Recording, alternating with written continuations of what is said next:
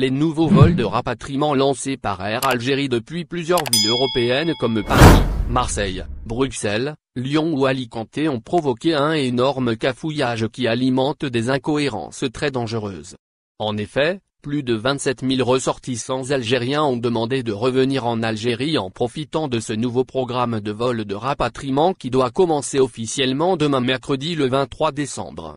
Cependant, il semble que l'intitulé rapatriement imputé à ces vols n'a aucun fondement puisque ces vols ne concernent pas seulement les voyageurs algériens bloqués à l'étranger depuis le 18 mars dernier, date de la fermeture des frontières algériennes en raison de la nécessité de se protéger contre l'épidémie de la Covid-19.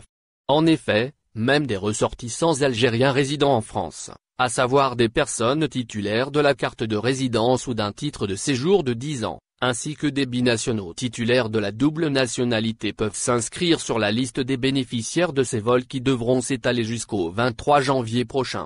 Ces résidents algériens en France ou en Belgique ainsi qu'en Espagne où les binationaux doivent commencer par contacter les consulats algériens pour s'inscrire sur la liste des futurs bénéficiaires de ces vols de rapatriement.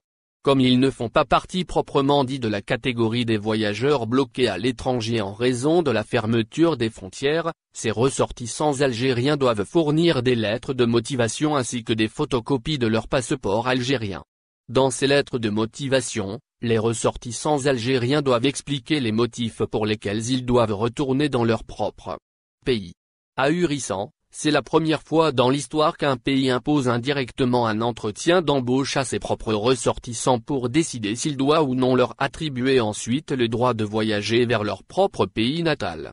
Avec cette procédure, les autorités algériennes veulent permettre à Air Algérie de remplir un peu ses avions car il n'est pas possible de garantir la rentabilité de ces vols spéciaux si les places sont uniquement limitées aux voyageurs bloqués à l'étranger dont le nombre est insignifiant puisque plusieurs opérations de rapatriement ont été déjà organisées par le passé à l'instar du programme des vols de la compagnie Air Algérie qui a commencé le 4 décembre jusqu'au 19 décembre dernier.